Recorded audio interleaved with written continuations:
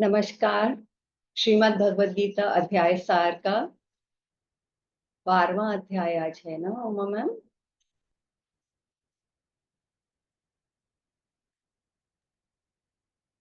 Hello Uma ma'am. 11वां शेष है ओ और सॉरी, 12वां 11वां होगा। का शेष है। Sorry, my mistake. ठीक हाँ है। जी। तो हम शुरू करते हैं गुरु वंदना से। हाँ, हमने 44 करे थे ना श्लोक। हाँ। हाँ जी। जी। गुरुरेव गति गुरुमेव भजे गुरुणैव सहास्मि नमो गुरवे न गुरु परमं शिशुरस्मि गुरोः मतिरस्ति गुरौ मम पाहि गुरु। प्रणाम, स्वागत, हार्दिक अभिनंदन। अध्याय 11। कल हमने विश्व रूप दर्शन योग में 1 से 45 तक श्लोक किए थे। आज 14वां दिन है प्रोग्राम का और यही चलेगा। दिवस 14, अध्याय 11, विश्व रूप दर्शन योग। आगे बढ़ते हैं। प्रणाम, हार्दिक अभिनंदन। तो चलिए ध्यान करते हैं भगवान के उसी विश्व रूप का, उसी आनंद का जो अर्जुन को मिला, ईश्वर के महत्ता महिमा को देखकर प्रत्यक्ष। ओम सच्चिदानंद रूपाय विश्वोत्पत्त्यादि हेतवे तापत्रय विनाशाय श्रीकृष्णाय वयं नमः। नमस्ते कमलनाभाय नमस्ते जलशायिने नमस्ते केशवानंद वासुदेव नमोस्तुते। वसुदेव सुतं देवं कंस चाणूरमर्दनं देवकी परमानंदं कृष्णं वंदे जगद्गुरुम्। ॐ अनन्ताय नमः अच्युताय नमः गोविन्दाय नमः। ओम शांति शांति शांति। हाँ जी, अभी 11वें अध्याय में चलेंगे। ओम श्री परमात्मने नमः।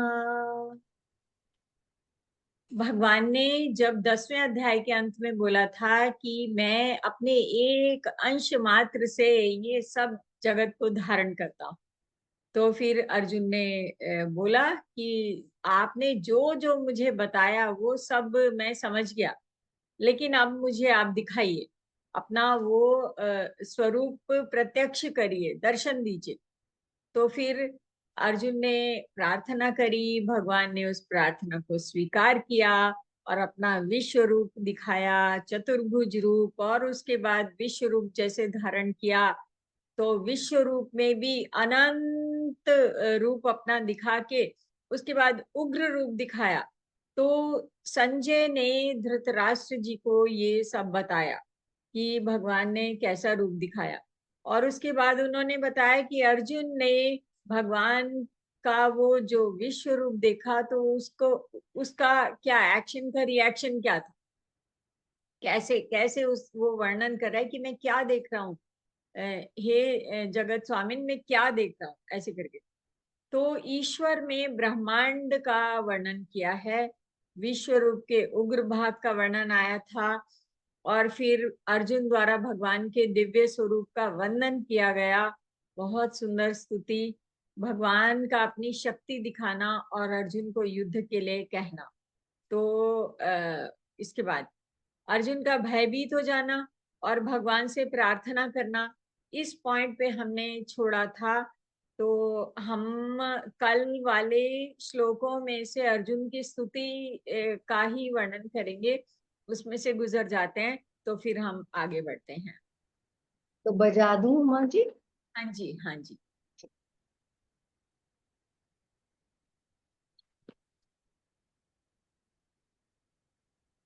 अध्याय 11, विश्व रूप दर्शन योग। अर्जुन उवाच पश्यामि देवांस्तव देवदेहे सर्वांस्तथा भूतविशेषसङ्घान् ब्रह्माणमीशं कमलासनस्थं ऋषीश्च सर्वान् सुरगांश्च दिव्यान् कीर्तिनं गरीनं च कृणं च तेजो राशिं सर्वतो दीप्तिमन्तम् पश्यामि त्वां दुर्निरीक्ष्यं समन्तात् दीप्तानलार्कद्युतिमप्रमेयम् अनादिमध्यान्तमनन्तवीर्यम् अनन्तबाहुं शशिसूर्यनेत्रम् पश्यामि त्वां दीप्तहुताशवक्त्रम् स्वतेजसा विश्वमिदं तपन्तम् अमीहि त्वां सुरसङ्घा विशन्ति केचित् भीताः प्राञ्जलयो गृह्णन्ति स्वस्तीत्युक्त्वा महर्षि सिद्धसङ्घा स्तुवन्ति त्वां स्तुतिभिः पुष्कलाभिः रुद्रादित्या वसवो ये च साध्या विश्वेश्विनौ मरुतश्चोष्मपाश्च गन्धर्वयक्षा सुरसिद्धसङ्घा वीक्षन्ते त्वां विस्मिताश्चैव सर्वे रूपं महत्ते बहुवक्त्र नेत्रं महाबाहो बहुबाहुरुपादम् बहूतरं बहुदंष्ट्राकरालं दृष्ट्वा लोकाः प्रव्यथितास्तथाहम् नमः पुरस्तादथ पृष्ठतस्ते नमोऽस्तु ते सर्वत एव सर्व अनन्तवीर्यामितविक्रमस्वं सर्वं समाप्नोषि ततोऽसि सर्वः तस्मात् प्रणम्य प्रणिधाय कायं प्रसादये त्वामहमीशमीड्यम् पितेव पुत्रस्य सखेव सख्युः प्रियः प्रियायार्हसि देव सोढुम् अदृष्टपूर्वं हृषितोऽस्मि दृष्ट्वा भयेन च प्रव्यथितं मनो मे तदेव मे जयदेव रूपं प्रसीद देवेश जगन्निवास किरीटिनं गदिनं चक्रहस्तम् इच्छामि त्वां द्रष्टुमहं तथैव तेनैव रूपेण चतुर्भुजेन सहस्रबाहो भव विश्वमूर्ते सहस्रबाहो भव विश्वमूर्ते।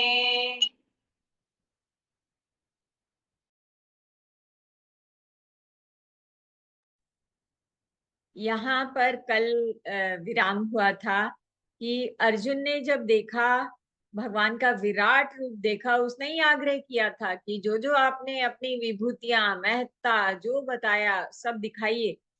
तो जब भगवान ने अपना विराट रूप दिखाया तो अर्जुन ने अपने सखा को प्रभु रूप में देखा, परमात्मन रूप में देखा, अपने मित्र की प्रभुता को देखा, अकल्पनीय अद्भुत रूप देखा, गदगद हो गया, रोमांचित हो गया, भयभीत हो गया, संकुचित हुआ, क्षमा याचना करने लगा कि हे अच्युत, आप जो मेरे द्वारा हंसी के लिए विहार, शैया, आसन और भोजन के समय अकेले में अथवा अन्यों के समक्ष भी अपमानित किए गए हैं, तो मेरे उस उन अपराधों को क्षमा करिएगा, है ना। तो आप इस चराचर जगत के पिता हैं, पूजनीय और सर्वश्रेष्ठ गुरु हैं। हे अप्रतिम स्वभाव प्रभाव वाले, तीनों लोकों में आपके समान कोई नहीं है, तो फिर आपसे श्रेष्ठ कैसे होगा। इसलिए हे भगवान, मैं प्रणाम करता हूँ, स्तुति करता हूँ, आप ईश्वर को प्रसन्न होने के लिए प्रार्थना करता हूँ। हे देव, जैसे पिता पुत्र के, मित्र अपने मित्र के और प्रिय अपनी प्रिया के अपराधों को क्षमा करता है, वैसे ही आप भी मेरे अपराधों को क्षमा कीजिए। तो फिर आगे बोल रहे हैं, मैंने 45वां श्लोक है, मैंने ऐसा रूप पहले कभी नहीं देखा, इस रूप को देखकर मैं हर्षित हो रहा हूँ, साथ साथ भय से मेरा मन अत्यंत व्यथित हो रहा है। अतः आप मुझे अपने उसी देव रूप को दिखाइए, सौम्य विष्णु रूप को दिखाइए। रुद्र रूप चल रहा, रौद्र रूप चल रहा था। हे देवेश, हे जगन निवास, आप प्रसन्न होइए। भयानक भयानक स्वरूप, विशालता, महानता को देख के बहुत डर गया, संकुचित हो गया। फिर अर्जुन कह रहे, मैं आपको वैसे ही किरीटधारी, मुकुटधारी, गदाधारी, हाथ में चक्र लिए हुए देखना चाहता हूँ, चक्रिणम गदिनम किरीटिनिम। इसलिए हे सहस बाहो, हे विश्वमूर्ते, आप उसी चतुर्भुज रूप से हो जाइए। अब देखिए, अब भगवान जी की बारी आ गई, क्या कहते हैं, है ना। तो भगवान तो बिल्कुल विनोद करते हैं अपने भक्त के साथ में। अर्जुन भयभीत हो रहा है, अर्जुन प्रसन्न हो रहा है, अर्जुन गदगद हो रहा है। और जब भगवान ऐसे अर्जुन को देखते हैं तो वो मंद मंद मुस्कुराती हुई छवि भगवान की ध्यान करिए कि वो कैसे मुस्कुराते होंगे। तो भगवान कहते हैं, हे अर्जुन, तुम पर प्रसन्न होकर मैंने अपनी योग शक्ति, आत्म योगात, योग शक्ति के प्रभाव से ही अपना परम तेजोमय, सबका आदि और अनंत विश्व रूप तुझे दिखाया है, जिसे तुम्हारे पूर्व किसी ने नहीं देखा, है ना। हे कुरु प्रवीर, तुम्हारे अतिरिक्त इस मनुष्य लोक में किसी अन्य के द्वारा मैं इस रूप में न वेद अध्ययन, न यज्ञ, न दान, न धार्मिक क्रियाओं और न उग्र तपों के द्वारा ही देखा जा सकता हूँ। ये जो भगवान ने अर्जुन को रूप दिखाया वो किसी के लिए दृष्टव्य है ही नहीं, ऐसे बताया। इस प्रकार मेरे इस घोर रूप को देखकर तुम व्यथा और मूढ़ भाव को प्राप्त मत हो। निर्भय और प्रसन्न चित्त होकर तुम पुनः मेरे उसी रूप को देखो। क्यों दिखाया था भयानक, काल के सदृश रूप, ये बताने के लिए कि अरे इन योद्धाओं को देख के क्यों मोहित हो रहे हो, ये तो मेरे द्वारा पहले ही मारे गए हैं, ये तो बस पुतलियों की तरह चल रहे हैं, है ना, ये कालवश हैं, ये तो जाएंगे ही जाएंगे, इनका इनकी मृत्यु निश्चित है और मेरे द्वारा, क्योंकि मैं काल का काल हूं, ऐसे बताया ना। तो इसलिए तो फिर वापस उसी रूप में लाते हैं, तुम मेरे उसी पूर्व रूप को देखो। अब 50वें श्लोक में संजय बता रहे हैं कि वासुदेव भगवान ने अर्जुन से ऐसा कहकर फिर उसी प्रकार से अपना देव रूप दिखाया और महात्मा श्री कृष्ण ने पुनः सौम्य वपु द्विभुज रूप, चतुर्भुज दिखाया, फिर द्विभुज रूप होकर भयभीत अर्जुन को आश्वासन दे दिया। अब क्या आश्वासन दे दिया, उससे पहले अर्जुन ही कुछ कह रहे हैं। क्या कह रहे हैं अर्जुन, 51वें श्लोक में, हे जनार्दन, आपके इस सौम्य मनुष्य रूप को देखकर मैं इस समय स्थिर चित्त हो गया हूँ, अब बुद्धि ठिकाने आ गई है ना, और अपनी स्वाभाविक स्थिति को प्राप्त हो गया। ओके, तो भगवान क्या कहते हैं? 55वां श्लोक है। म, हाँ जी। श्री भगवान उवाच मत्कर्म कृन्मत् परमो मद्भक्तः संगवर्जितः निर्वैरः सर्वभूतेषु यस मामेति पांडव। इस अंतिम श्लोक में भगवान कह रहे हैं कि हे पांडव, जो मेरे लिए ही कर्म करने वाला, मेरे ही परायण और मेरा ही भक्त है, तथा सर्वथा आसक्ति रहित और प्राणी मात्र के साथ निर्वैर है, वह भक्त मुझे ही प्राप्त होता है। और उससे पहले क्या बताया? 52, 53, 54 में, मेरा ये जो रूप तुमने देखा है ना, इसके दर्शन अत्यंत दुर्लभ हैं। देवतागण भी सदा इस रूप के दर्शन के इच्छुक रहते हैं। जिस प्रकार तुमने मुझे देखा है, इस प्रकार का चतुर्भुज रूप वाला मैं न तो वेदों से, न तप से, न ज्ञान से और न यज्ञ से ही देखा जा सकता हूँ। परंतु हे अर्जुन, हे परंतप, इस प्रकार चतुर्भुज रूप वाला मैं अनन्य भक्ति से देखा जा सकता। अब चतुर्भुज रूप क्या है? भगवान का नारायण रूप, विष्णु रूप, और जो विष्णु जो है वो ईश्वर परम परमेश्वर का, परम परमात्मन का साकार रूप है। तो जो निराकार रूप है ईश्वर का, वो ज्ञान और योग का मार्ग है, भीतर की बात है ना, साधना की बात है। लेकिन जो साकार रूप जो है भगवान का, वो भक्ति का मार्ग है। तो अर्जुन को अब ये जो है 12वां अध्याय यहाँ से शुरू होगा, जो कि 7 से 12 तक भक्ति को पुष्ट करते हुए चले आ रहे हैं, और भक्ति पे क्लोजिंग चैप्टर है, समझ लीजिए। चलेगा तो बाद में भी, लेकिन भक्ति भक्ति योग करके जो है अगला अध्याय हमारा शुरू होगा। तो ये फिर से ये 54, 55 पढ़ रही हूँ, क्योंकि ये अगले अध्याय के लिए बेस है।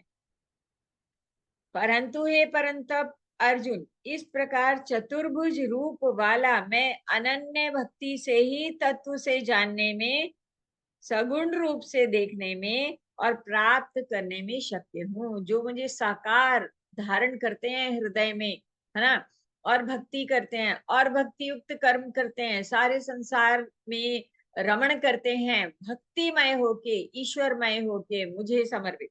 तो कह रहे हैं, अब देखिए इसमें क्या है।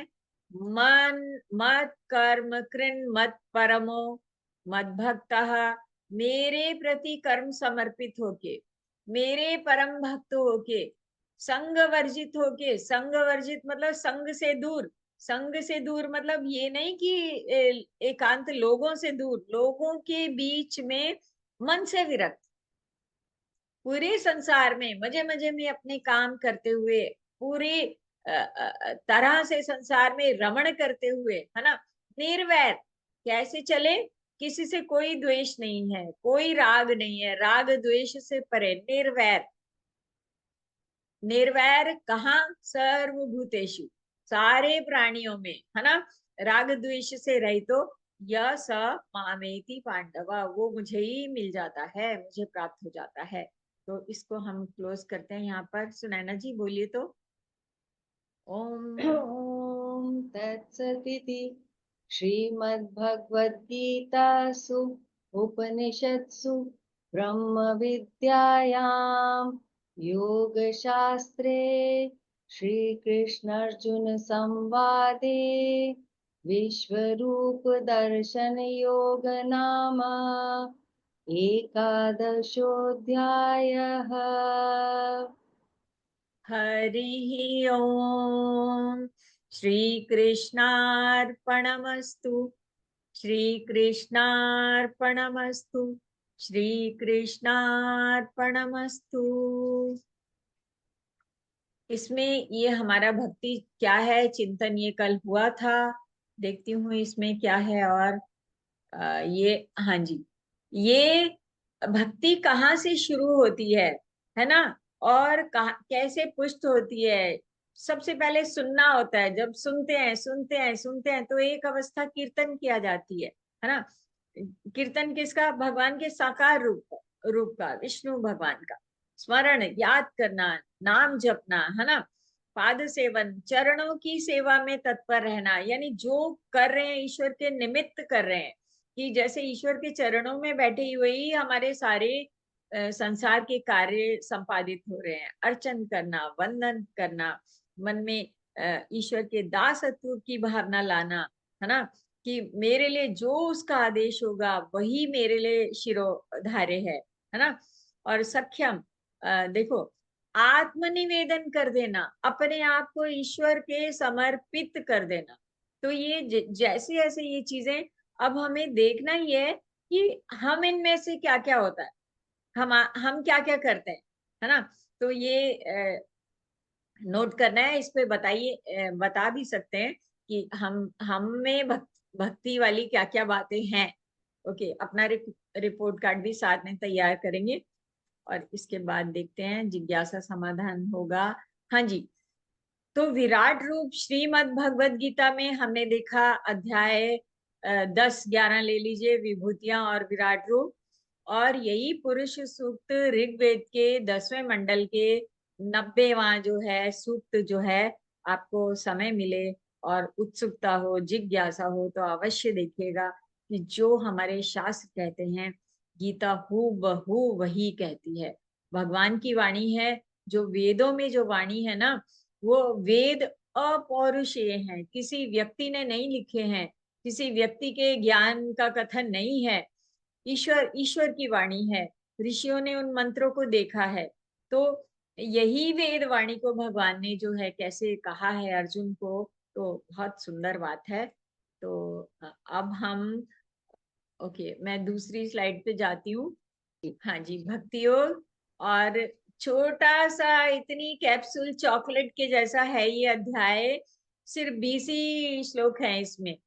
हाँ, तो भक्ति को बिल्कुल एक पुड़िया बना के हमको दे दिया है। 20 श्लोक हैं। चलिए आगे बढ़ते हैं। अरे, ओके, ऐसे होगा। हाँ जी, ध्यान में वही भगवान का रूप रखेंगे। तो यही श्लोक आ गया, 11 का 55वां श्लोक। मत कर्म कृन मत परमो, मद भक्तः संग वर्जितः, हाँ, निर्वैर सर्वभूतेषु य स मामेति पांडव।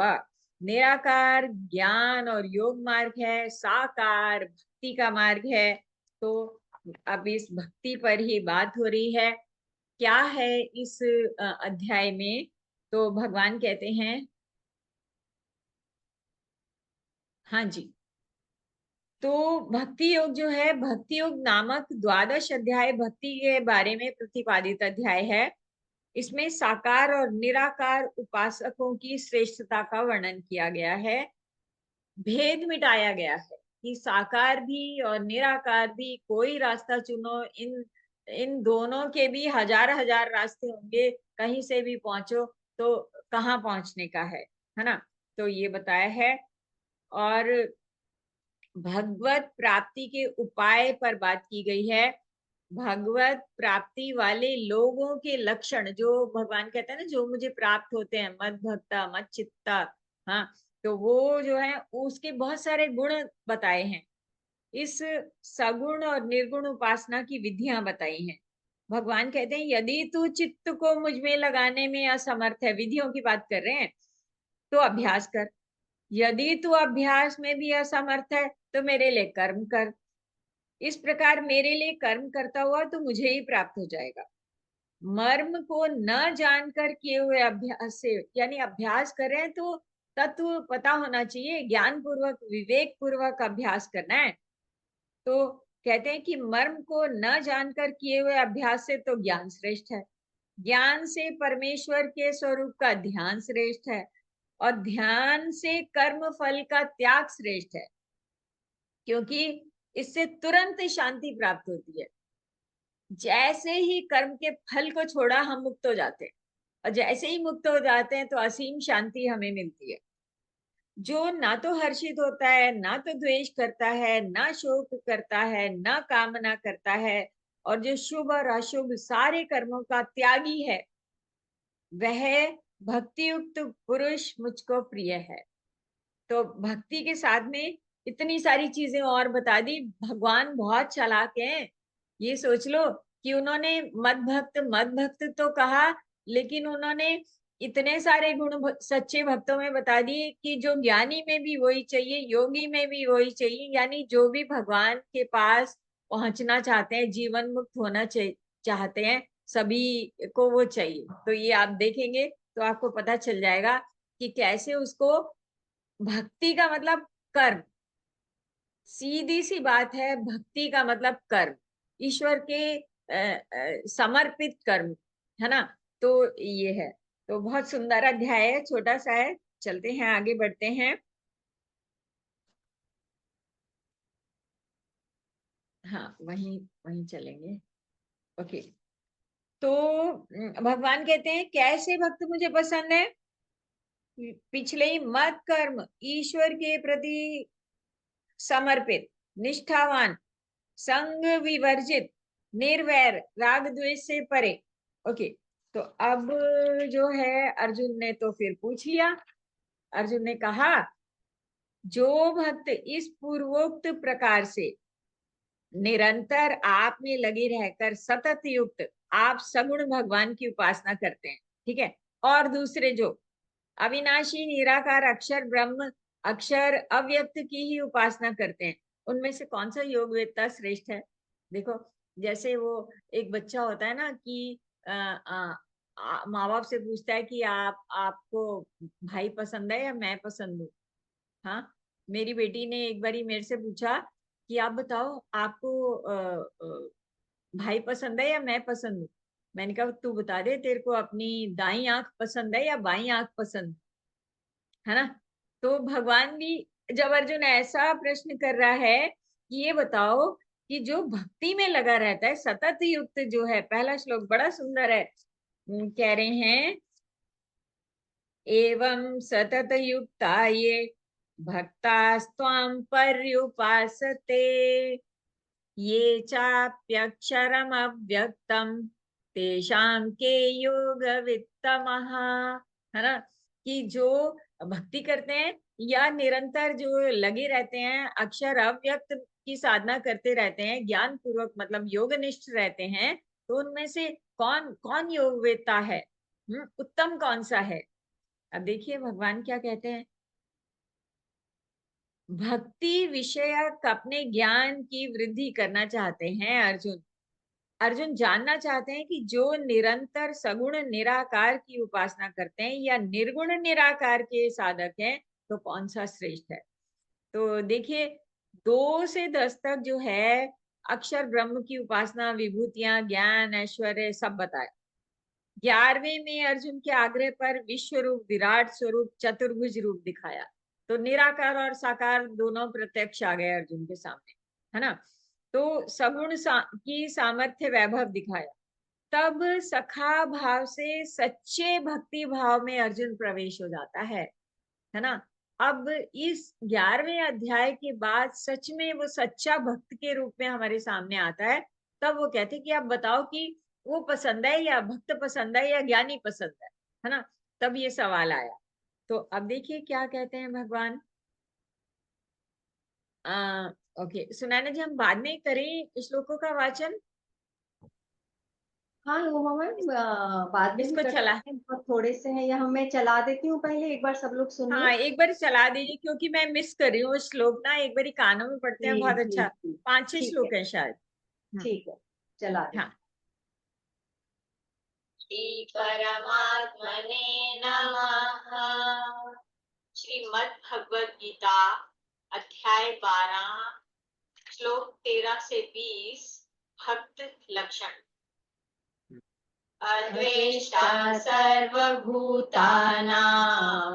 मैत्रः करुण एव च निर्ममो निरहङ्कारः समदुःखसुखक्षमी सन्तुष्टः सततं योगी यतात्मा दृढनिश्चयः मय्यर्पितमनो बुद्धिर्यो मद्भक्तः स मे प्रियः यस्मान्नो द्विजते लोको लोकान्नो द्विजते च यः हर्षामर्षभयोद्वेगैर्मुक्तो यः स च मे प्रियः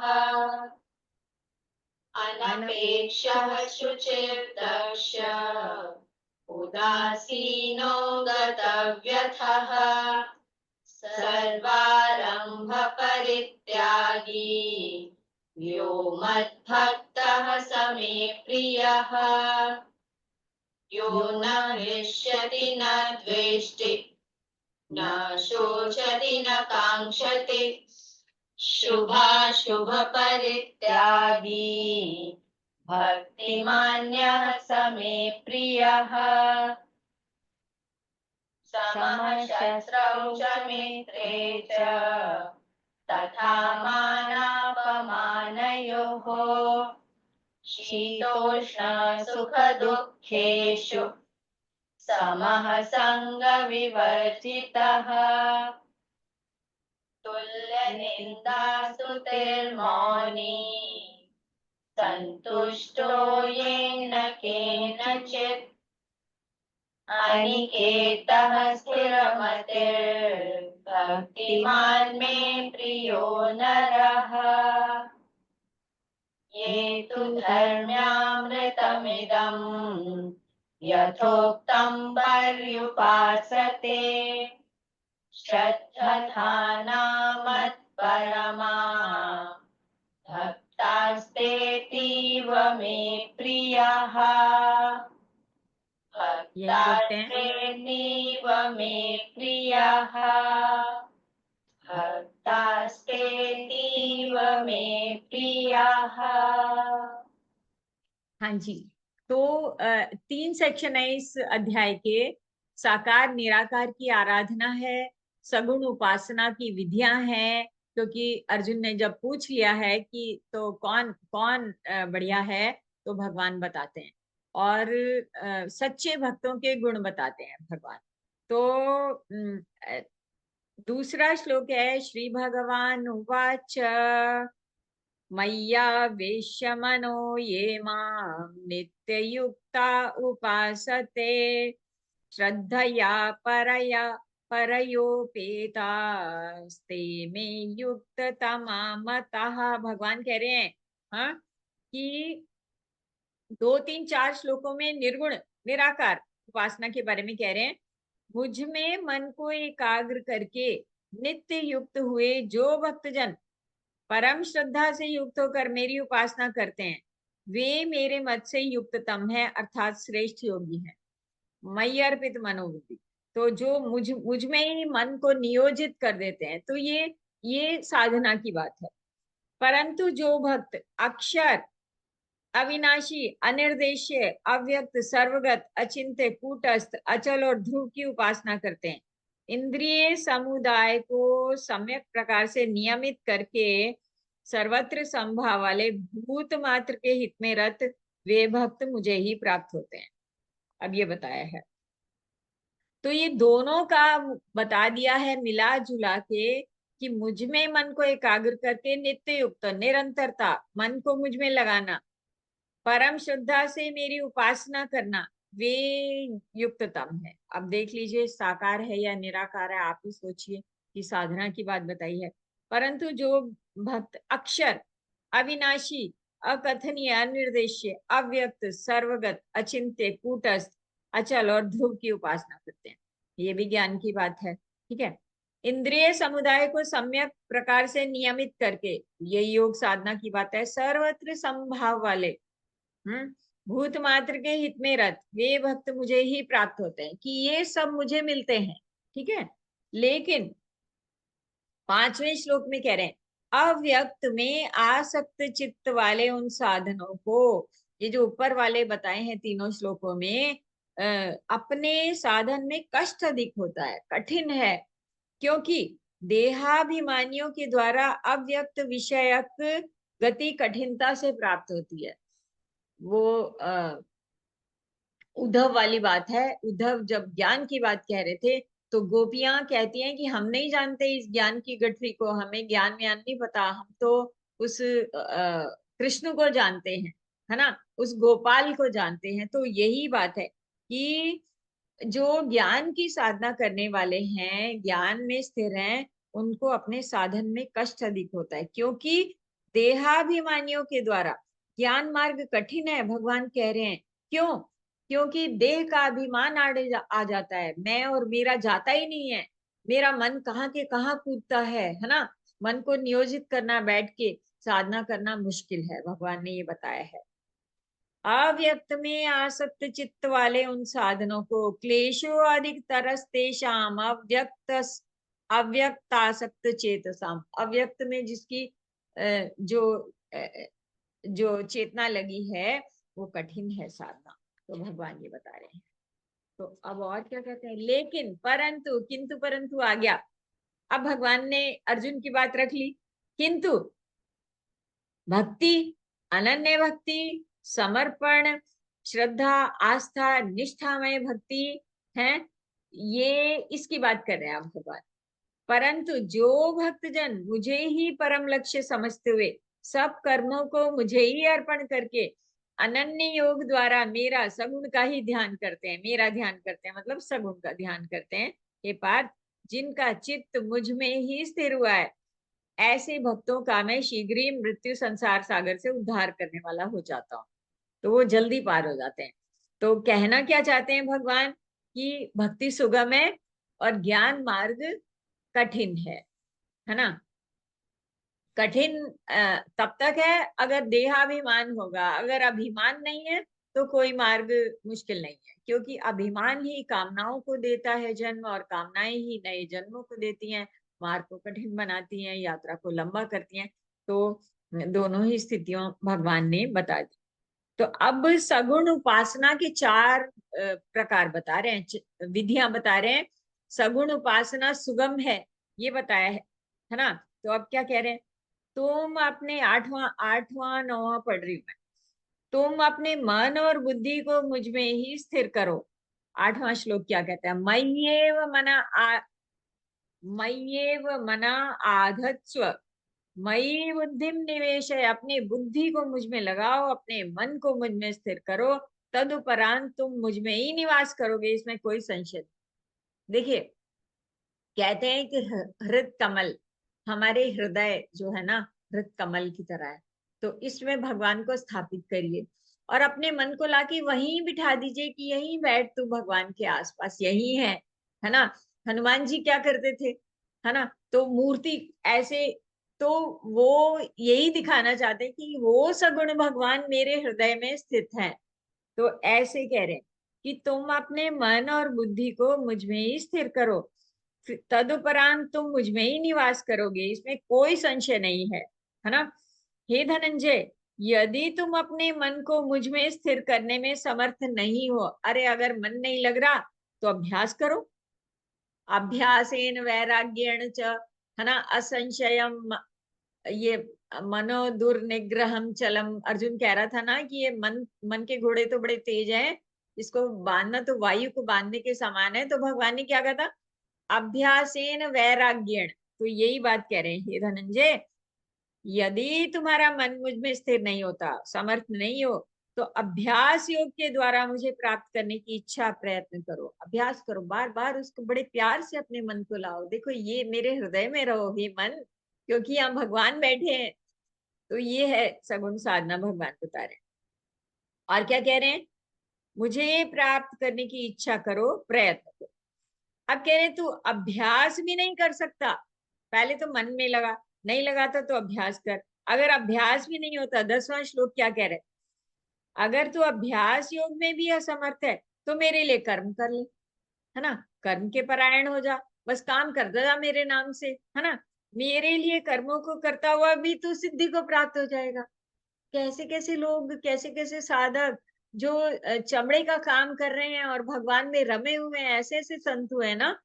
तो देखिए, अगर तू अभ्यास में भी असमर्थ है, 10वां श्लोक में पढ़ती हूँ, अभ्यासे अप्यसमर्थोसी मत कर्म परमो भव मदर्थ कर्म अपि कर्माणि कुर्वन् सिद्धिम अवाप्स्यसि। मेरे मेरे निमित्त काम करता हुआ भी तो सिद्धि को पा जाएगा, है ना। तो अगर तू अभ्यास योग में असमर्थ है, मेरे लिए कर्म के परायण हो जा, मेरे लिए कर्म करता हुआ तो सिद्धि को प्राप्त हो जाएगा। अभ्यास क्या, अगर मेरे अभ्यास क्या है, अब ये आपको बताना है अभ्यास क्या, किस चीज का अभ्यास, किथो पुटना किथे लावना, कहाँ से मन को हटाना है, कहाँ लगाना है ना। तो भगवान के चरणों में लगाना है ना, अपने हृदय में भगवान को बिठा के और वहां मन लगाना है। दुनिया भर के काम कर रहे हैं मजे मजे में। तो 11वां क्या है, अगर मेरे योग समता के आश्रित हुआ तो इस पूर्व श्लोक में कहे गए साधन, पूर्व श्लोक में क्या है, कर्म परायण हो जा, है ना। को भी करने में असमर्थ है तो मन इंद्रियों को वश करके संपूर्ण कर्म फल का त्याग कर दे। मतलब अपने मन को फल से उठा ला कि ये चाहिए चाहिए, मैं ऐसे करूं, ये मिल जाए, ये नहीं मिले तो ये हो जाएगा, ये हो जाएगा, नो। तो कर्म के फल से उठा के ले आपने। तो ये मन इंद्रियों को वश में करके संपूर्ण कर्म फल का त्याग कर दे। कितने आसान से आसान बताए हैं भगवान ने, देखिए, अभ्यास कर, है ना। तो शास्त्र, अच्छा अगले श्लोक में कह रहे हैं 12वां, बहुत सुंदर है, कि अभ्यास से शास्त्र ज्ञान श्रेष्ठ है, शास्त्र ज्ञान से ध्यान श्रेष्ठ है, ध्यान से भी सब कर्मों के फल का त्याग श्रेष्ठ है, कर्म फल के त्याग से तत्काल ही परम शांति प्राप्त हो जाती है। देखिए श्लोक बड़ा सुंदर है, श्रेयो हि ज्ञानम अभ्यासात् ज्ञानात् ध्यानम विशिष्यते ध्यानात् कर्म फल त्याग त्यागात् शांति निरंतरम। बहुत सुंदर। अभ्यास, अभ्यास नहीं तो ज्ञान, है ना, ज्ञान नहीं तो ध्यान, ध्यान नहीं तो कर्म फल का त्याग, है ना। तो ये उत्तरोत्तर श्रेष्ठ है। अभ्यास अच्छा है, लेकिन बिना समझ के अभ्यास भी अच्छा नहीं है ना। अभ्यास में ये पता होना चाहिए कि अभ्यास क्या करना है। अभ्यासेण वैराग्येण, वैराग्य कहाँ से करना है, ये क्या कहते हैं, भजन कयो तासो भजो भजो न एको बार, भजन कयो तासो भजो भजो न एको बार। मतलब जहां से भागने को कहा उसका भजन करने लग गया, है ना, और भजन नहीं किया। और जहां भजन करने को कहा वहां से भागने लग गया और उसका भजन नहीं किया। तो ये बड़ा सुंदर दो है कि अभ्यास क्या करना है, वैराग्य कहाँ से करना है, ये बहुत जरूरी है। तो अभ्यास करना है तो विवेक पूर्वक ज्ञान सहित, ज्ञान नहीं होता तो ध्यान, ध्यान लगा दो ना, मत चित्त। उसके वो भी नहीं होता, अरे सब मुश्किल है, तो फिर कर्म फल का त्याग कर दे। कर्म फल का त्याग नहीं होता तो क्या, तो फिर मूड जन्म जन्म मरण के चक्कर में फंसा रहा है। ये बड़ा सुंदर था, अभी मेरे पास होगा नहीं वो लाइन। सुनैना जी जो आपने बुक दी थी, बिल्कुल वही का वही उसमें था कि ये कर, ये कर, ये कर, ये नहीं कर, ये कर, अगर ये नहीं होता तो क्या करेगा, तो फिर चल कुएं में पड़। तो ऐसे बोलते हैं। तो उत्तरोत्तर अधिकारी भेद अभ्यास, की बात कर रहे हैं ना, कि हर रंग का बता रहे हैं, हर बिल्कुल मतलब पे पीढ़ी पे। आसान से आसान करके बता रहे हैं ना, सरलतम पे लेके आ रहे हैं, भक्त पे आ रहे हैं। तो उत्तरोत्तर श्रेष्ठ करके अब आगे चलते हैं, बहुत सुंदर है। इसके बाद जो जो 13 से 20 तक के जो श्लोक है ना, इनको अमृताष्टकम कहा गया है। इतने सुंदर हैं, सच्चे भक्तों के गुण बताए हैं। और ये गुण इतनी चतुराई से बताए हैं कि वो ज्ञानी के भी वही हैं, योगी के भी वही हैं, तत्ववेत्ता जो होगा, मतलब वहां तक पहुंचते पहुंचते सारे जो सारे रास्ते जो हैं एक जगह विलय हो जाएंगे। सारी तरफ के चलने वाले भक्त ज्ञानी योगी साधक एक चौराहे पे आके इकट्ठे हो जाएंगे कि चलो अब तो हम एक ही मार्ग पे पहुंच गए हैं। तो ऐसा है ये अमृताष्टकम, अमृत को देने वाला है, तो इसलिए इसको कहा। तो इसमें इसके श्लोकों के साथ में अर्थ बताऊंगी, तो आप देखेंगे इतने सुंदर भक्त के क्या लक्षण हुए। तो वो एक एक दो दो शब्द जो हैं सुंदर हैं। हम इसमें से क्या क्या अपनाएं। आज हम अपने लिए इसमें से अपना जो है टास्क तैयार करने वाले हैं कि हम इसमें से क्या घर लेकर जाएंगे। ठीक है। अद्वेष्टा सर्वभूतानां मैत्रः करुण एव च निर्ममो निरहंकारः समदुःख सुख क्षमी। भूत मात्र के प्रति जो द्वेष रहित है, अद्वेष्टा है, सब लोगों के लिए किसी से द्वेष ही नहीं करता, सबका मित्र है, मैत्रः करुणा से भरा हुआ है। देखो, जब हम मैत्री और करुणा से भर जाते हैं तो मुदिता, आनंद आना लाजमी है, जरूर आएगा, है ना। तो मैत्री और करुणा से भरे रहें। अगर कोई कष्ट में हो तो उसके प्रति करुणा हो, अगर सब सुखी हो सबके प्रति मैत्री हो, है ना। किसी से द्वेष नहीं हो, किसी किसी पशु पक्षी कीट किसी से द्वेष ही नहीं हो। तो ये कह रहे हैं भूत मात्र के प्रति जो द्वेष रहता है, सबका मित्र है, करुणावान है, निर्मम है। निर्मम का मतलब आज जो शब्द अर्थ बदल गया है, निर्मम हम निर्दयी को बोलते हैं, निर्दयी नहीं, ममता रहित। मम मम मेरा मेरा मेरा, है ना। जो चीजों में आसक्ति होती है ना, चीजों में, लोगों में, भोगों में, तो वो उससे निर्मम होना है, उससे ममता रहित होना है। निरहंकार, अहंकार नहीं होने का। सम दुख सुख, सारे सुख दुख समता रखने वाला, एक जैसे हैं उसके लिए। क्षमी, क्षमावान है। वाह। तो ये है, तो ये भगवान कह रहे हैं ये भक्त के गुण है। और अभी आगे चल रही है, सेंटेंस पूरा नहीं हुआ। संतुष्ट सततम योगी यतात्मा दृढ़ निश्चय। जो संयत आत्मा, जिसने अपने अपने आप को संयमित कर लिया है ना, दृढ़ निश्चयी है, योगी, सदा संतुष्ट है, जो जो अपने मन और बुद्धि को मुझ में अर्पित किए हुए है। मयि अर्पित मनो बुद्धिर यो मद भक्तः स मे प्रियः। अभी जिसमें इतने गुण है, अद्वेष्टा, मैत्रा, करुणा, निर्ममा, निरहंकार, समदुख, क्षमी और संतुष्ट, सतत निरंतर युक्त, योगी, यतात्मा, दृढ़ निश्चय वाला, मेरे अर्पित मन बुद्धि करने वाला जो भक्त है ना, वो मुझे प्रिय है। ठीक है। तो आगे चलते हैं। यस्मान्नो द्विजते लोको लोकान्नो द्विजते च यः हर्षामर्ष भयोद्वेगैर्मुक्तो यः स च मे प्रियः। जिससे किसी प्राणी को द्वेग नहीं होता। ये नहीं कि मैं किसी से द्वेष ना करूं, कोई भी मुझसे द्वेष ना करे, मुझे ऐसे रहने का है कि कोई मुझसे भी परेशान ना हो। जिससे किसी प्राणी को उद्वेग नहीं होता, है ना। जिसको खुद भी किसी प्राणी से उद्वेग नहीं होता, तथा जो हर्ष, अमर्ष मतलब ईर्ष्या, भय और उद्वेग से रहित है, वह मुझे प्रिय है। ओके, आगे बढ़ते हैं। अनपेक्षः शुचिर्दक्ष उदासीनो गतव्यथः। एक एक शब्द के गुण है। अनपेक्षा, किसी से कोई उम्मीद नहीं करता, बड़ा पवित्र है, दक्ष है ना। उदासीन है, उदासीन मतलब उदास नहीं, उदासीन मतलब कहीं आसक्त नहीं है ना। हर जगह जैसे भोगों से उखड़ा हुआ है, समझ लीजिए, भोगों के संसार के प्रति उदासीन है मन से। गतव्यथा, जिसके अंदर के सारी व्यथाएं, सारे दुख निकल गए हैं। ठीक है। तो गतव्यथा,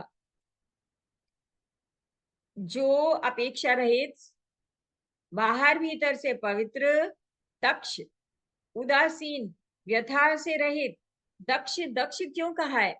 दक्ष मतलब कुशल है वो। हाँ, दुनिया के काम ऐसे कर रहा है जैसे मूढ़ लोग भी सब लोग करते हैं, वैसे ही कर रहा है, लेकिन मन से बड़े अपने अपने अपने तार ईश्वर से जुड़े हुए हैं उसके, है ना। तो वो दक्षता है कि दुनिया के काम भी बड़ी कुशलता से कर आता है, और भीतर से भी वो ईश्वर में नियोजित हृदय को किए है ना। इसलिए उदासीन, व्यथा से रहित, सब सर्वारंभ परित्यागी, ये बड़ा सुंदर शब्द है कि जब हम कर्म कर्म कर्म फलों से हम क्या कहते हैं, कर्म विकर्म अकर्म, अकर्म की स्थिति को प्राप्त होना चाहे तो उसका ये पहला कदम है, सर्वारंभ परित्यागी। मैं अपने लिए कोई योजना नहीं बना रहा, मेरे लिए ईश्वर योजना विधान रच रहा है, जो मुझे आदेश हो रहा है मैं कर रहा हूँ, है ना।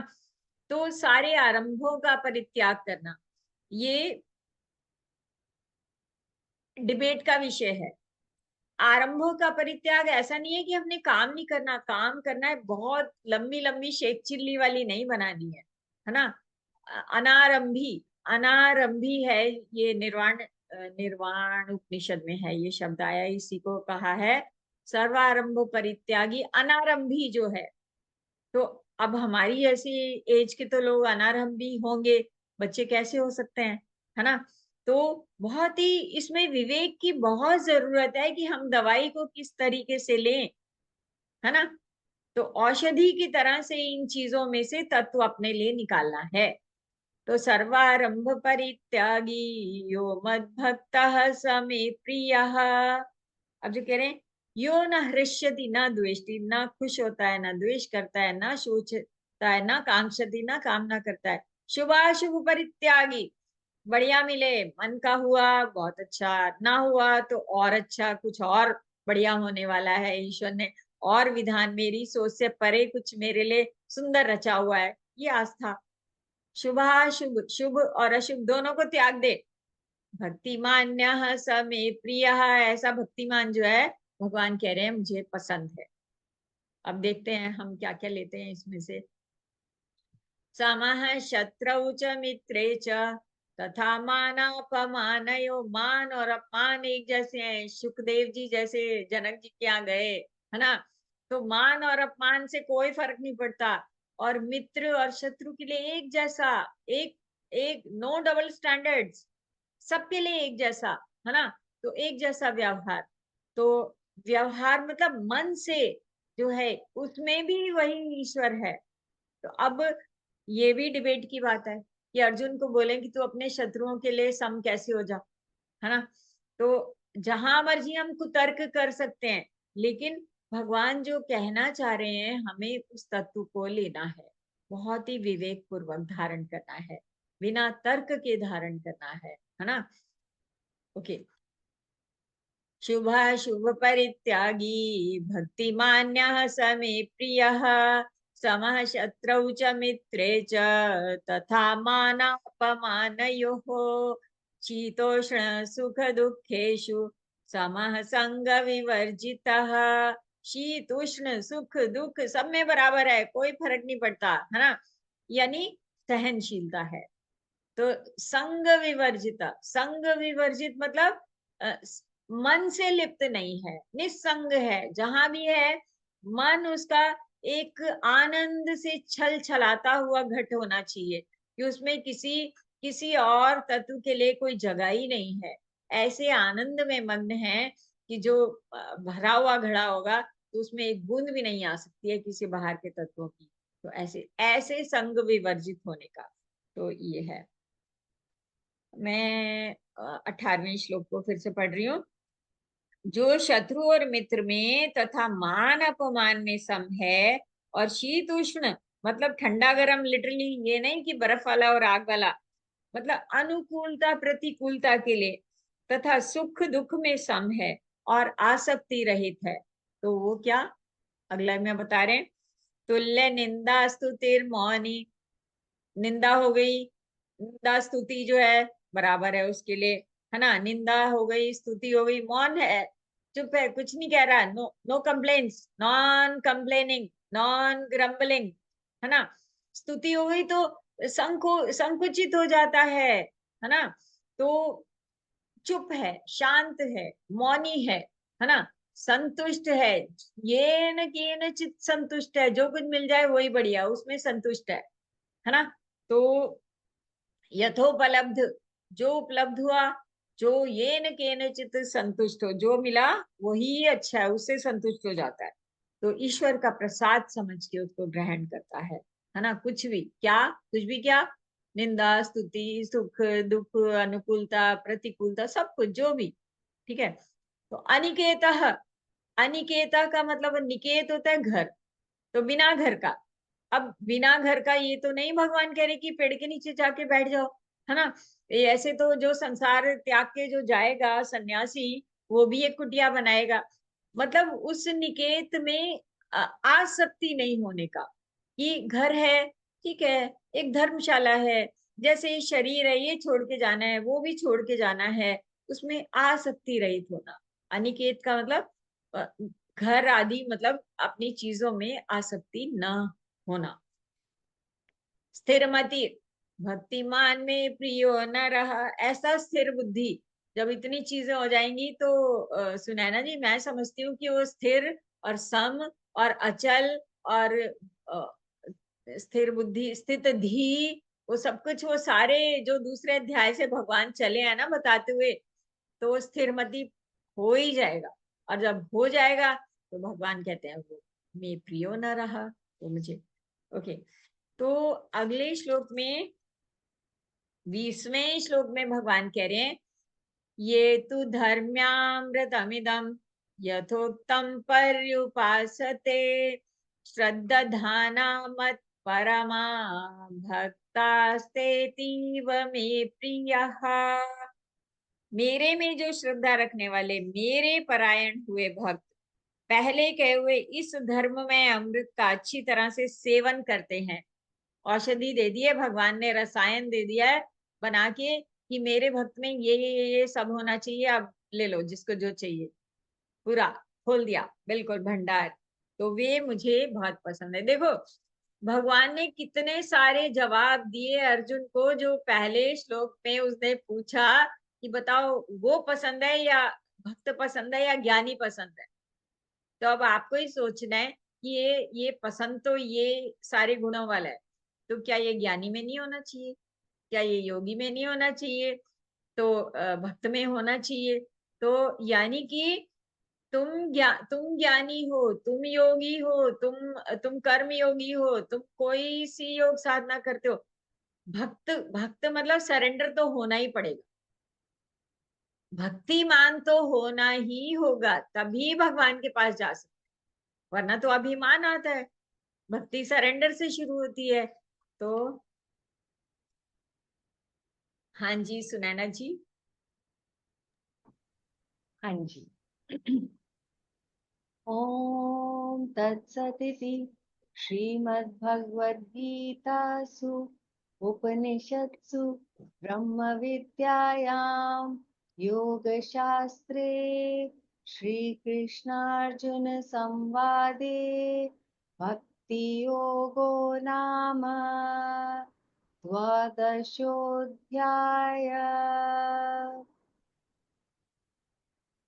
हरि ओम। श्री कृष्णार्पणमस्तु, श्री कृष्णार्पणमस्तु, श्री कृष्णार्पणमस्तु।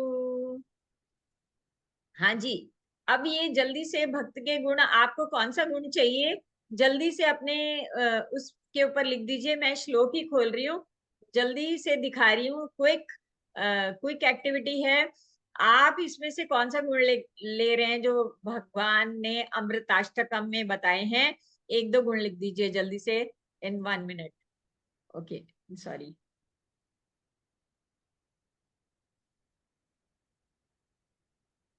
जल्दी जल्दी बदल रही हूँ मैं इसको। उमा सुनैना मैम, मैं जी आपको सबका, भी लिखने का है। हाँ जी, लेकिन मैं सब उसके पहले एक आपको प्रश्न पढ़ देती हूँ, तो हाँ इसका भी सब लोग सोचें उत्तर। वाई भगवान showed his रूप to Arjun only? That was not seen before by anybody, even sages who studied Vedas and others. Is it because he wanted Arjun to engage in war? Yes okay. जवाब देंगे सब लोग। मेरा तो जवाब यही है कि पूरे गीता उपदेश का अभिप्राय क्या था, वाई दिस हैपेंड।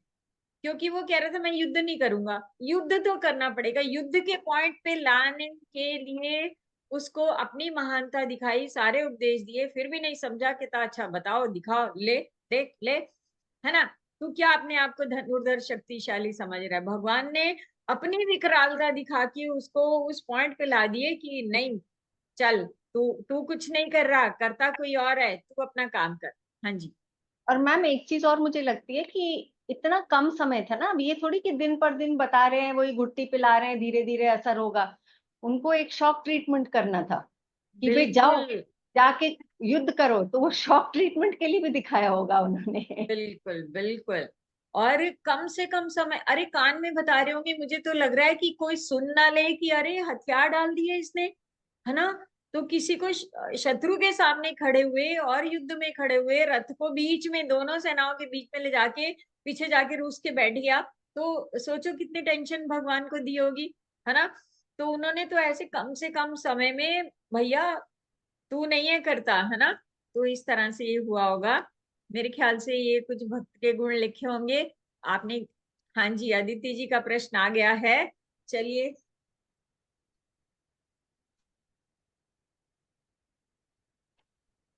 जी का इसके साथ ठीक ही है, मैं मेरे भी। अनम्यूट करती हूँ, हाँ अनम्यूट करती हूँ अदिति जी को, बोलिए please. Good morning ma'am. Good good morning morning. Aditi. तो मेरा एक सवाल है एज यूजुअल, बट आपने जो भी प्रश्न पूछा उस पे I just thought about something, तो मुझे लगा मैं जस्ट बता देती हूँ। तो हम्म।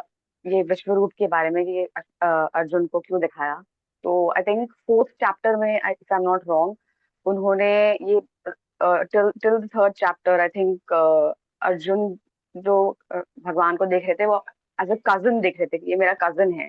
तो फोर्थ में उन्होंने शायद से ये बताया कि मैं I am something bigger than that, जहाँ पे वो श्लोक वो बोलते हैं परित्राणाय साधूनाम। तो उस आई थिंक फोर्थ चैप्टर में जैसे मैंने इसको समझा है कि वो ज्ञान है कि वो बताते हैं कि मैं ये हूँ, मैं ये हूँ, मैं ये हूँ। And for me the way I understood it, कि विश्व रूप इज विज्ञान, इज अ प्रैक्टिकल डेमोन्स्ट्रेशन कि मैं ये हूँ। तो I feel it's just a continuation of जो उन्होंने बताया। तो ये उन्होंने दिखाया कि ये जो मैं अब तक ये जो बताते आ रहा हूँ कि मैं ये हूँ, मैं ये हूँ, आई एम इन एवरीथिंग। तो ये मैंने, तो this is what I understood. और भी कोई अपने समझ से बताए जरूर, बहुत अच्छा अदिति जी आपने बताया। और मैम एक अदिति जी, सवाल भी था। अदिति जी, मैं आई सैल्यूट यू, आप कितने ध्यान से पढ़ रहे हैं और कैसे सूत्रों को जोड़ते जोड़ते जोड़ते चले जा रहे हैं। मुझे बहुत खुशी हो रही है। ऐसे लग रहा है कि इस प्रोग्राम का जो अभिप्राय है, मुझे ये बताया गया था कि दिस इज फॉर बिगिनर्स। तो ये हमारा टेस्ट है एक तरह से कि जो गीता में नए नए साधक प्रवेश कर रहे हैं, अगर वो मतलब इस पहले ही कोर्स में, मुझे नहीं पता पहला या गीता को आप कितना जानते हैं, पर मुझे आपके प्रश्नों से हर दिन बड़ी खुशी होती है, और जो आपकी समझ बैठ रही है, दैट्स रियली गुड। मैम मेरा, थैंक यू मुझे मैम। एक और सवाल, sorry, go ahead first. Ma'am ये मेरा पहला, this is my first this on Gita, तो इसीलिए मेरे शायद इतने सारे सवाल भी होते हैं। और इसके पहले मैंने दूसरे पार्ट पढ़े हैं, जैसे विष्णु सहस्त्र नाम और ललिता सहस्त्र नाम, लेकिन गीता का ये पहला यही है। तो इसके पहले मैंने एक पोएम पढ़ी थी रुडयार्ड किपलिंग की, इफ, तो मुझे वो पोएम बहुत अच्छी लगती थी। तो उसमें एक लाइन था कि if you can treat success and failure and just treat them as the same. And अब मुझे अभी रियलाइज हुआ कि जब मैं भगवत गीता पढ़ रही हूँ, कि I think that poem is inspired by Bhagavad Gita, because ये जो पूरा गीता है, I think he is kind of, and that poem is very famous, जो इंग्लिश पोएट्री पढ़ते हैं तो।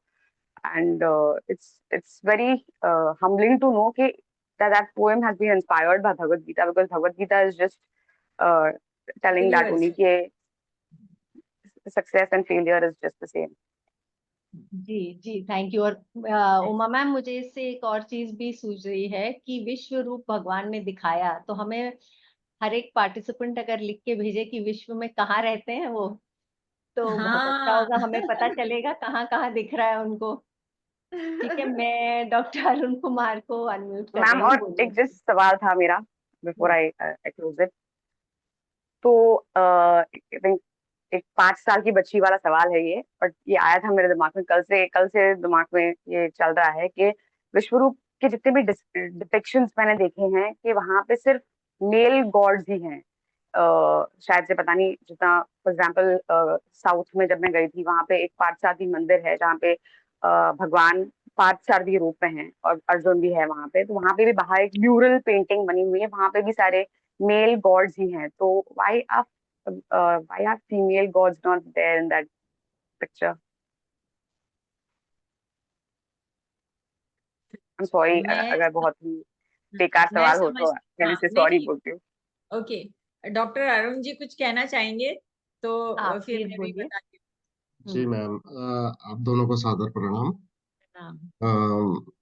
मैं जो पहला प्रश्न था मैम, कि क्यों अर्जुन को ही विश्वरूप दिखा, मेरा सोचना, मेरा मानना ये है कि ये सारा ईश्वर का ही किया हुआ है, क्योंकि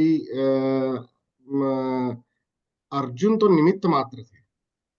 अर्जुन के थ्रू ये जो ज्ञान है उसको बहुत ही सरल रूप में बिल्कुल। हम सारे लोगों, पूरे जगत को बताना, ये इस चीज का उद्देश्य था। हाँ जी। और क्योंकि ज्ञानियों ऋषियों को तो इसका ज्ञान होता ही है, क्योंकि वो तो उस लेवल पे उनका अध्यात्म का वो लेवल होता है, तो उनको तो यह ज्ञान होता ही है। लेकिन जिस सरलता से अर्जुन के छोटे छोटे प्रश्नों का उत्तर देना और उसको इतने डिटेल वे में बताना, अब जैसे मैम, जैसे हमारे पहले के क्लास में आपने बताया था कि प्रस्थान त्रयी, तो हमारे प्रस्थान त्रयी में हमारे 3 हैं।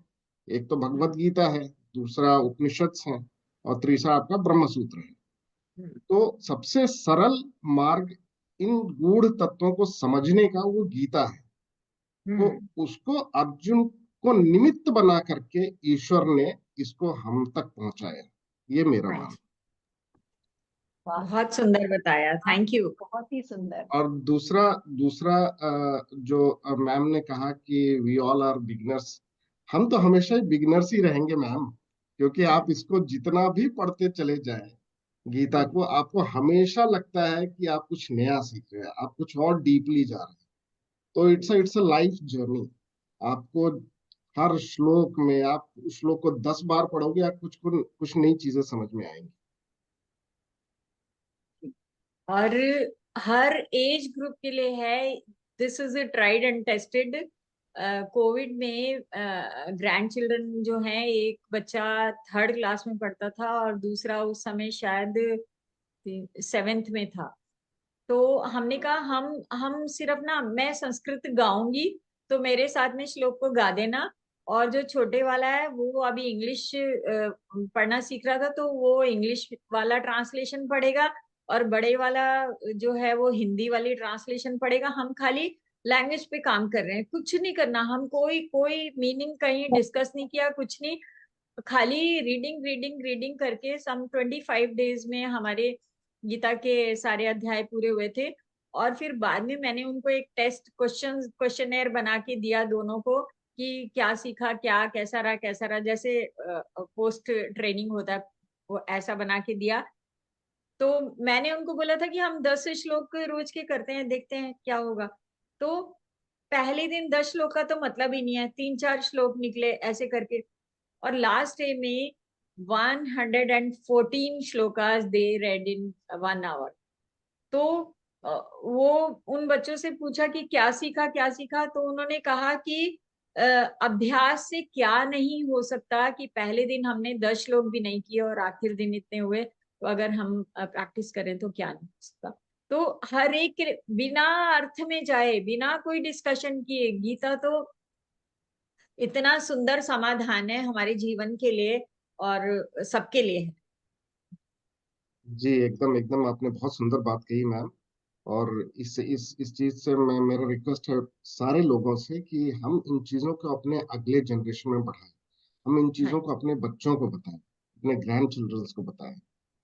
और जैसा मैम ने उमा मैम ने कहा कि अगर हमें अर्थ नहीं भी मालूम है कोई बात नहीं है, आपको स्टार्टिंग में आप सिर्फ उसका रिसाइटेशन करें और धीरे धीरे धीरे करके जब आप में उसमें मन लगता है तो एक एक श्लोक को उठा लें, उस श्लोक के अर्थ को समझ करके फिर आगे। Thank you ma'am. Thank you. Thank you doctor Arun Kumar. Anil ji, आपको अनम्यूट कर रही हूँ, बोलिए। आपका हाथ पहले खड़ा था, फिर आपने शायद।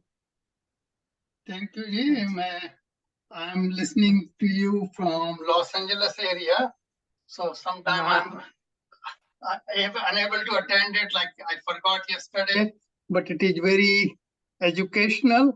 And what my conclusion is, basically speaking from this chapter 12 is, irrespective of whether you do karma yoga or bhakti yoga and or gyan yoga, those things lead to certain qualities. And if you are not developed those qualities, then whether you are pursuing Jnana Yoga or Karma Yoga or Bhakti Yoga, it is not worth pursuing it in the sense. So it becomes, to me, it becomes immaterial whether it's Jnana Yoga, Karma Yoga, and that thing. And the part is that each individual, according to his mental makeup, can adopt it. Like Jnana Yoga hai, some people basically cannot do that because they don't have that argumentative power or anything like that. So that's one thing which other thing which is still sort of I'm questioning, जब वो भगवान कहते हैं ना वेद ज्ञान, कि मैं जो है अभी तक न ज्ञान वेदों के ध्यान से न किसी से, जो ऋषि लोग थे उन्होंने मेरा ये रूप आज तक नहीं देखा। अर्जुन को जो है उन्होंने पहली बार दिखाया। So there is something which is unique here, which I am trying to understand, even though I have read Gita thousands of times, but it is maybe, जैसे आपने बोला ना कि वो युद्ध के टाइम में ज्यादा डिस्क्राइब करने का लिए टाइम नहीं है, तो उन्होंने अपना पूरा जो है अर्जुन को दिखा दिया, जिससे कि it becomes an example for us to follow. So that I think is sort of satisfies me. Other thing I'm going to say, and as one reads Gita from age to age, you learn different things. I recall the very first time when I read Gita, not as such, just merely the chapter where Bhagwan Krishna was showing Virat Swarup. At that time, I was purely say कि हनुमान जी का follower हूं था. So I say, how come Hanuman ji? This is the roop of Hanuman ji. So what happens is, where in this chapter, when Bhagwan Krishna says, me, it is not a purely Bhagwan Krishna, it is the God Paramatma. So we cannot sort of, like sometimes we have a tendency कि हम उस रूप में देखें, हनुमान के रूप में देखें, कृष्ण के रूप में देखें, राम रूप में देखें, which is divisive. Here is Bhagwan, whether you call Krishna, whether you call him Ram, it is in this roop he is showing Arjuna. So as a Hindu, one should not look at purely that it is a dialogue between Krishna and Arjun. It is a dialogue between the ultimate and the human being, where we just fall into different things. Thank you very much. Thank you so much. और आप बहुत दूर से बोल रहे हैं, बहुत ही खुशी हुई है जान के तो और लोग भी प्लीज क्वेश्चन आंसर बॉक्स में बताएं कहाँ से आप सुन रहे हैं। उमा पर मैम ये बोलिए। गीता जो है ना, ये व्यवहार की प्रयोगशाला में उतार देती है कि पूरा प्रैक्टिकली हमें यही इसकी जो सार्वभौमिक प्रासंगिकता है कि स्थानबद्ध नहीं है, कालबद्ध नहीं है, उम्र से बद्ध नहीं है, इसका ज्ञान हर एक के लिए सुंदर है, हर एक के लिए जरूरी है। तो ये ज्ञान तो हम ही के लिए है। गुरु शिष्य परंपरा जो हमारी रही है, उसी का पालन करते हुए भगवान कृष्ण के बीच में जो वार्तालाप हुआ है उस युद्ध के आपातकाल में, तो वो इतना खूबसूरत है कि कैप्सूल रूप में सबके लिए उपयोगी है, सबके लिए मंत्रमय औषधि है। तो चंद्रदेव जी, आपको अनम्यूट कर रही हूँ और बोलिए प्लीज। हरे कृष्णा माता जी। हरे कृष्णा, प्रणाम। प्रणाम। आपने कहा कि भगवान ने अर्जुन को क्यों विश्व रूप दिखाया, माता जी मैं कोरिलेट कर पा रहा हूँ कि जैसे कि सेकंड चैप्टर में वहां पे अर्जुन ने भगवान को पूरी तरह से समर्पित कर दिया, सरेंडर कर दिया। यहाँ पे भगवान को अर्जुन ने कहा कार्पण्य 205 स्वामी त्वाम धर्म समुद्र चेता यच्छे ईशानि श्रीतम ब्रूहि तन्मे सियस्ते हम साधिमा प्रपन्नम। ये हो गया। फिर 9वें चैप्टर में अ, 9वें चैप्टर में अर्जुन ने भगवान को मान लिया कि सभी प्रकार से कि भाई परम ब्रह्म परम धाम पुरुषम शाश्वतम आदिदेव मजम विभुम। उन्होंने कहा कि भाई मैं अब जान गया हूँ कि आप ही भगवान हैं। और फिर उन्होंने कहा कि ये मेरा ही मैं कहना नहीं है कि ऋषियों की भी यही कथन है और देवगणों का भी यही कथन है। उसके बाद फिर भगवान ने आगे जाके 10वें चैप्टर में अपनी विभूतियों को बताया कि भगवान ने शोड दी ऑपुलेंसेस और तकरीबन 82 तरह की ऑपुलेंसेस बताया।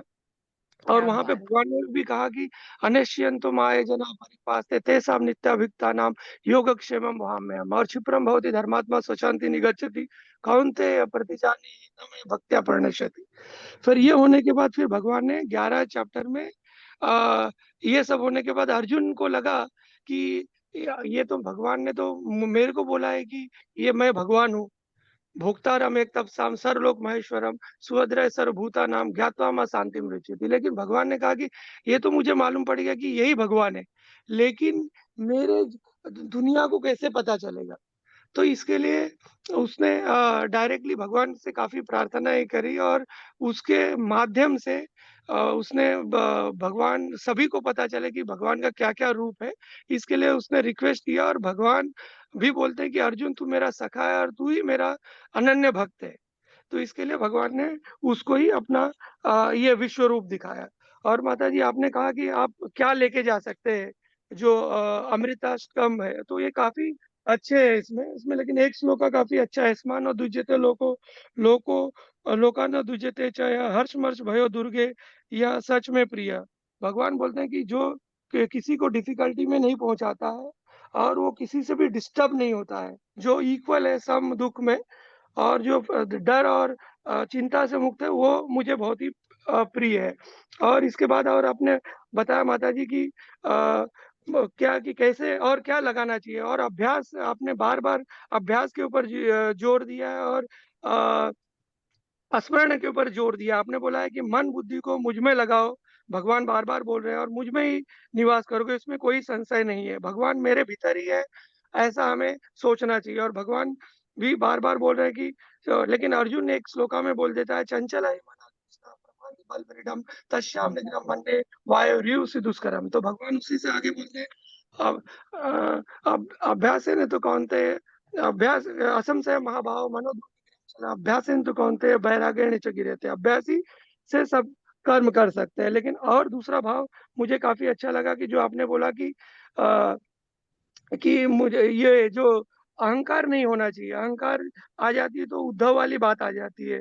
तो जहाँ पे गोपियों ने भी बोला था कि हमें ज्ञान व्यान का कुछ भी पता नहीं है, हमें सिर्फ कृष्ण को ही जानते हैं, तो इसके लिए हमें अहंकार का त्याग करके अभ्यास को करके और निरंतर भगवान का श्रवण करना चाहिए। और जैसे अर्जुन ने सरेंडर किया है, अर्जुन ने पूरी तरह से सरेंडर कर दिया, इसी के लिए भगवान ने उसको विश्व रूप दिया। हरे कृष्णा माता।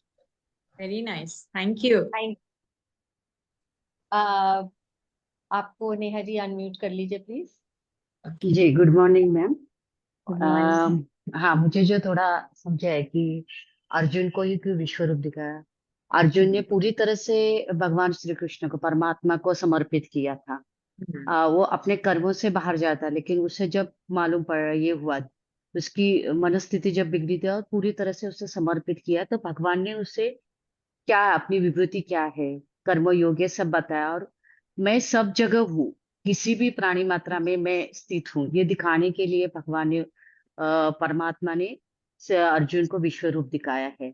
और मुझे लगता है Bhagavad Gita is manual for us. मतलब हम ये विश्व में आए हैं, हम लोग को ये देह जो मिला है, और ये विश्व में हमें कैसा जीना चाहिए, हाउ टू, ये अपना लाइफ कैसा होना चाहिए, ये बताने के लिए मैन्युअल है। ये जैसा एक कोई प्रोडक्ट हम लोग निर्माण करते हैं और यूज कैसा करना है, और उसका मशीन का परफेक्ट यूज, उसके लिए जो मैन्युअल रहता है, वैसे भगवत गीता हमारे लिए कि हम लोग कैसा, हमारा जीवन कैसा होना चाहिए है, और हमारे तरफ भक्ति भगवान की तरफ या परमात्मा की तरफ कैसी होनी चाहिए, और हमारा जो निष्काम कर्म है वो क्या है, ये सब बताने के लिए ही भगवत गीता अ, भगवान ने अर्जुन को बताई है कि सब सर्वसामान्य लोग, जो जीव है, ये प्राणी मात्र जो है, उनके लिए ये भगवत गीता है। This is a manual for अस। बहुत ही थैंक यू। सुंदर, क्या सिंपल वर्ड्स में कह दिया कि बस ये मैनुअल है, अब फॉलो करो। जी। हाँ, इसको बोलते हैं कि हमारे जीवन के लिए आचार संहिता है ना। और जी ये हमें जीने की कला सिखाती है और मरने की कला भी सिखाती है। प्रयाण काले, है ना, बराबर। कैसा हो, तो जीवन कैसा हो सुंदर, और जाना प्रस्थान कैसा हो सुंदर, है ना। तो ये कला भी सिखाती है, तो बहुत सुंदर मैनुअल है। Thank you. चलिए उमा मैम, आज यहीं पे खत्म करते हैं। मैं जल्दी से बस पढ़ देती हूँ जो लोगों ने उत्तर दिए हैं एक हमारे क्वेश्चन का, कि I am based out of Tashkent, एक डेलावेयर में है, एक भोपाल में है, एक अनिल जी ने बताया वो लॉस एंजलिस में है, और किसी ने उषा जी ने कहा है भक्ति इज अनक्वेश्चनेबल फेथ। अदिति जी का सवाल अभी रह ही गया कि via goddess is not depicted in विश्व रूप। सो कल हम लोग खोज करके आए, देखें कि किसको क्या उत्तर मिलता है उसका। तो यहीं खत्म करते हैं आज हम। हाँ, मैं प्रश्न पढ़ देती हूँ, बहुत जरूरी है। लास्ट वाला क्वेश्चन, ये जो भक्त के गुण बताए हैं ना, यदि ये गुण किसी व्यक्ति में, आम आदमी भक्त भी ना, कुछ भी ज्ञान ना हो, उसको कुछ ही ना पता हो कि उसके पास क्या है ना, वो क्या कर रहा है, तो भी अगर ये गुण किसी व्यक्ति के जीवन में आ जाए, तो उसकी दिनचर्या में क्या अंतर आने की संभावना है, क्या उसकी दिनचर्या में कुछ चेंज आएगा, तो ये भी है। और भक्ति एक सुगम मार्ग है, ऐसा क्यों कहा जाता है, सोचिएगा, है ना। साकार साधना पर है भक्ति, गृहस्थ के लिए, संसारी के लिए। तो भक्ति की हमारे दैनिक जीवन में क्या प्रासंगिकता है, तो यदि भक्ति हम अपने अपने दैनिक जीवन का हिस्सा बनाते हैं, तो उससे क्या अंतर आने वाला है, क्या अर्जुन भक्त है, कैसी भक्ति है अर्जुन की। और अगर आप 4 रास्ते इसमें बताए ना, 4 मार्ग, ये श्रेष्ठ है, तो आप अपने लिए कौन सा चुनते, और क्या क्या गुण धारण करने की सोचते। और ये 9 इसकी बात हो गई है, जिज्ञासा समाधान हुआ है। तो आभार प्रणाम के साथ सुनैना जी बोलिए तो। श्री कृष्ण गोविंद हरे मुरारी, हे नाथ नारायण वासुदेवा। प्रणाम, आभार, हार्दिक अभिनंदन, कल मिलते हैं। धन्यवाद।